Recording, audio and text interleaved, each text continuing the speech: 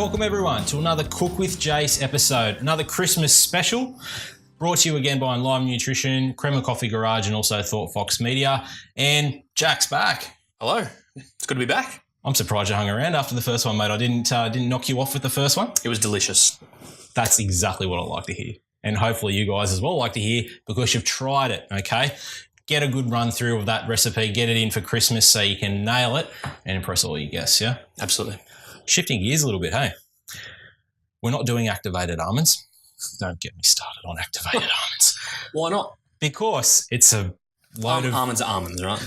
You're not going to activate your almonds, all right? And, you know, Pete Evans, all power to you, mate. You're a fantastic chef, but leave the nutrition advice to people that are qualified to give it. That's all I'm saying there. They look delicious unactivated. They do. We're going to activate them in our own way. We're going to do some Christmas activation. How's that sound? Perfect.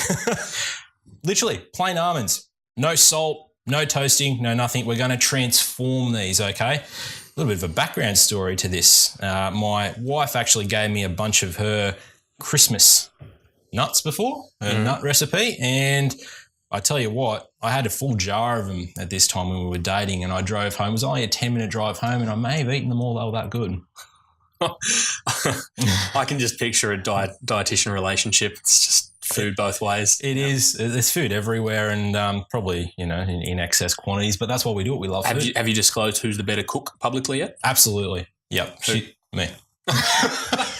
Mate, I gave you the prime opportunity to score some brownie points. Get it? There's a dietitian joke. No brownie points here, mate. Only the real thing. My wife will be happily to admit that she'll jump into the sous chef role, and she's the best sous chef you'll ever have, apart from yourself. Right, at least for today. At least for today. But again, we're doing 2 meals in the kitchen. Yes, it can happen.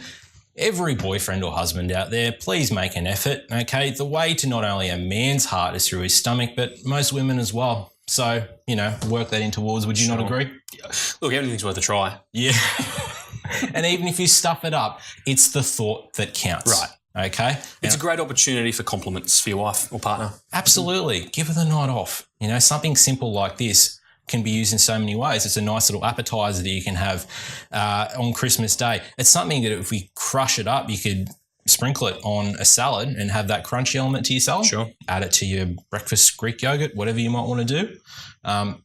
You can just sit there and eat and eat and eat and eat. Honestly, it's that good. So I'm salivating. All right.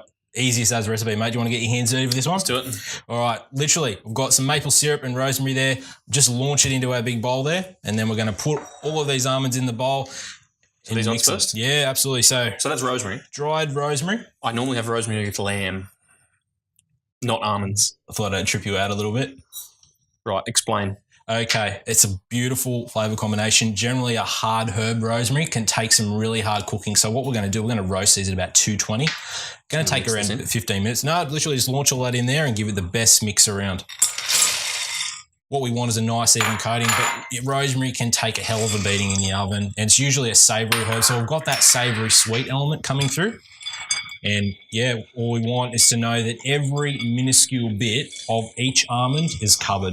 So that was maple syrup like you put on pancakes? Exactly. 100% maple syrup, not that imitation stuff there. Okay, so the true Canadian stuff? The true Canadian stuff, and it is totally worth splurging to get that. And if splurging's at $2 more, guys, seriously, it is worth it for this. Okay, so tell me, we're going rosemary that's usually with lamb. Yep. And maple syrup that's usually with pancakes. With almonds. With almonds, not quite computing in the head at all. No.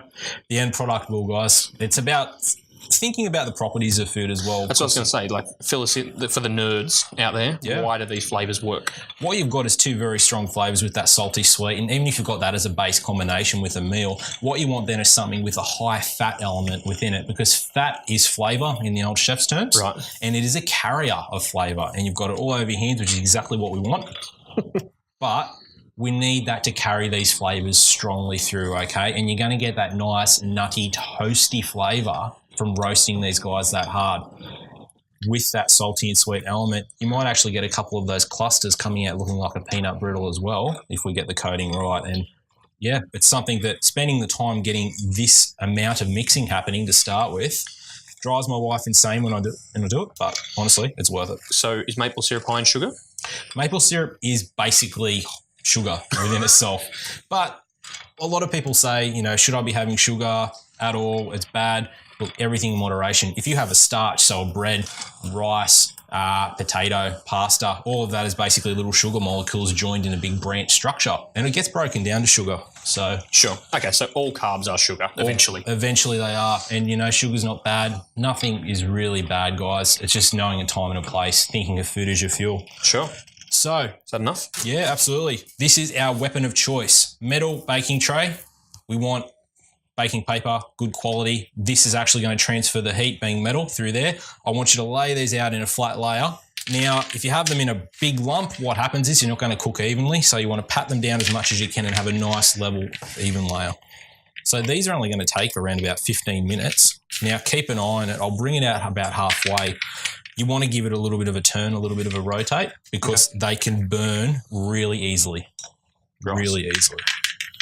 Essentially, the maple syrup, similar properties to what a honey would have. It's going to caramelise with that sugar content as well. Sure. And it can, as I said, burn quite easily. Like if you make it a caramel with a water and sugar syrup, you can take that too far and then it becomes an edible. Sure. Which is not what you want. Nope, not at all. That is a fantastic job, mate. Happy with that? Absolutely perfect.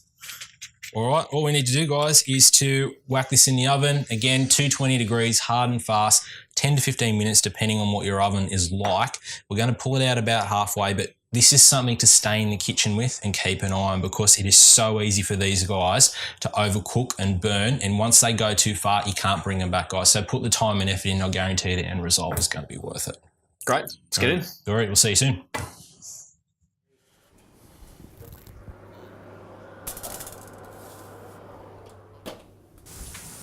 Okay, guys, we are back. We are halfway through the cooking process, and as you can tell, it doesn't take long, okay? These guys go quickly, hey? Yeah, you can see them starting to darken around the edges a little. How's that smell? Unbelievable. It's not as sweet as I thought it would smell. No, it's funny that it kind of milds it down, that sweetness. And if you can see, like, you look closely, they're starting to open up. So that's that moisture content coming right out of those almonds, which is what you want. The crunch factor, perfect. We've got a couple here on the edge that are starting to go a little bit. So the best thing is to grab a knife and fork so you don't burn yourself and just move them around. So what we did when we got the hands dirty really at the start there, as opposed to people going, oh, I don't want to use a bowl, I just want to pour it all in here and try and mix it around. What you actually get, you get a pooling of the maple syrup in the middle. It doesn't actually coat them properly. So for one extra bowl, washing, perfect. So there's a lot of people out there that are like, this is too fiddly, but what do you think about 1%ers in life? Do you think they're worth it? It's what separates the men from the boys. In a physio program, Bob, what would you say in a 1% is like doing those rehab exercises? Okay, so in a physio sense, doing your exercises is really key, but probably taking note of the qualitative stuff outside it, how you feel, what your pain levels are like, what your fatigue levels are like, those sorts of things. And, similar to this, it doesn't make a huge difference to the overall product, but it makes just enough difference to really set it aside. So keeping in touch with your physio or your S&C coach or your coach in the gym around how you're feeling around doing your exercises is what makes a difference. It means you won't just get, not that we do cookie cutter approaches, of course, but see, there's another like dietetics joke. Did you get that? Yeah, it's good, isn't it? And it's so generic. No, seriously, that's a terrible pun. But it's amazing how many people that we meet in Enliven Nutrition that have seen a dietitian at some stage in their life, have walked away and either not been satisfied with the message being a little bit generic, or not actually understanding what's happened. They've walked down and they go, what was that? They don't have anything tangible to take away with them. You don't have some set goals. And something that you guys are very big on, which I think we've got very much in common, 2 words, client experience. Yeah? Oh, it makes all the difference. When you go to see a physio, you're not really interested in getting an extra 10% range of motion out of your, tailored crural joint. That means nothing to the average Joe. That's the terms that we think. But as not just a patient, just another name on a list, we like to treat our people like clients that we're looked after. Because really, you might spend an hour a week with a physio. out of 160 odd hours in a week, you might see them for once or twice a week. And so it's what happens outside the treatment room that we like to major on: the communications, the app interaction, the contact via email or phone. Is that going to be too hot to touch? No, you'll be right. Quickly. The whole experience, what happens in the welcome room. We don't like to think people are waiting. We like to think people are welcomed. Just little things like that make a difference. I think that's absolute gold as well. And it's, as you said, so little time we have contact time with you. The biggest thing is, are you going to implement the stuff that you need to away to get the results that we know that you can get by following the plan? How can we best support you to do that? And if you walk out of that with a solid plan, feeling comfortable and relaxed, that plan is tailored to what you need and what you can do, more importantly, and not just that generic style cookie cutter style, hey, that's where the difference is, hey? 100%. Let's get these back in the oven. Let's do it. Too easy, guys. Okay, guys, we are back, and this is the finished product. And I'll tell you what, the smell. It's unbelievable. It's got a bit of almost a savoury kind of popcorn scent to it. It really, really does. I think the biggest danger with these guys is you can actually eat the whole lot and not think twice about it. So that just makes them plain dangerous, yeah? Would you call it a savoury or a sweet? I'd actually give it a savoury element. I think the amount of rosemary that you use is around about 2 to 3 tablespoons for around about a 700 gram pack of almonds. Okay. It gives it that savoury, a little bit of a sweet note, but I'd always hit the savoury. Right. And so how many should you have at a time? Well, you're looking at around about a 30 gram serving size of nuts is deemed to be a good snack size. So that's going to pop around about 180, 190 calories worth. Mm-hmm. Now, depending on your almonds, I mean, that's probably around about 12, 15 almonds worth. Yeah. A moderate handful. Yeah, absolutely. Unless you've got hands like us where we can have 2 snacks. Look, nuts have fantastic health benefits.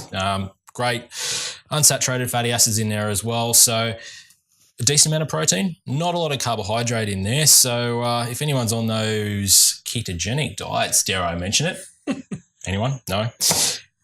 These would be something that you would be having on a ketogenic diet. And look, that's a whole nother kettle of fish that we don't even have time to go into. Is that another pun, like fish? Can you have fish on a keto diet? You can have fish. Oh, good. You can have fish. Like I said, the amount of maple that you use in there would get through on that ketogenic. I don't know why I kept talking about ketogenic, but anyway, please include every food group. Variety, moderation is the way to do it.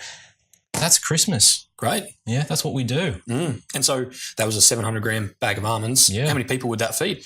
Oh, honestly, you could do the maths on that and get around about 10, 20, 25 odd serves if they get, the recommended serving size. Probably cut it down to about 10 to 15 people so that they can overindulge, but sure, because you keep coming back. That's what Christmas is about, right? It is, mate. It is. And, what's Terrace Physio doing over Christmas, mate? Mate, we'll be having some time off. Clinics might stay open for a couple of the patients that really need it, but otherwise our guys will be having a break, getting out, enjoying the sunshine, enjoying some food, family time, relax and hit 2018 all guns blazing. What would be your biggest tip for people over the holiday season? From a physio standpoint, the best nugget of information you could probably give them? If you haven't ran the last 364 days of the year, sprinting to take that extra quick single in the backyard cricket will most likely leave you with a snapped Achilles tendon. So be sensible with your activities. We see probably the 2 most interesting injuries that we see around Christmas time is the dads setting up Christmas gifts, Christmas Eve or Christmas Day. Trampoline is a classic one, trying to lift and bend and stretch, or the backyard cricket on Boxing Day ends in all sorts of dramas. So by all means, set up the stuff with the kids and have fun on Boxing Day, but be very conscious that if you're not used to exercise, then be careful as you indulge yourself in exercise as well as food. Absolutely. Just being mindful, I think. Yeah. Sensible. Absolutely. If you haven't used the car for a while, don't get it out of the shed and floor it, essentially. Basically, yep. And being conscious of how many substances you've got on board that may alter your sense of balance. Yes. I think it goes throughout the rest of the year, to be honest. True. But, okay, guys, that's it for us for this year. Cook with Jase, Season 1. We've had an absolute blast. Thank you for watching with us. Thank you for coming on and helping us make this show. Pleasure. Yeah. It's been an absolute treat to do with you guys. Thanks, Crema Coffee Garage, for your support. Also, Thought Fox Media and Enliven Nutrition. We're having a little bit of a break to reset ourselves for the new year. We've got some fantastic things coming up. Don't forget, our new headquarters location has just opened up for Stage 1. That's at Mayfield, guys. So there's no excuse now to access our services and get the very best nutrition for yourself, your family, your friends. get the results that you want, and learn how to love food, guys. So look forward to seeing you next year. Until then, stay safe, have a great Christmas season, and until then, think of food as your fuel, and look forward to seeing you soon. Merry Christmas.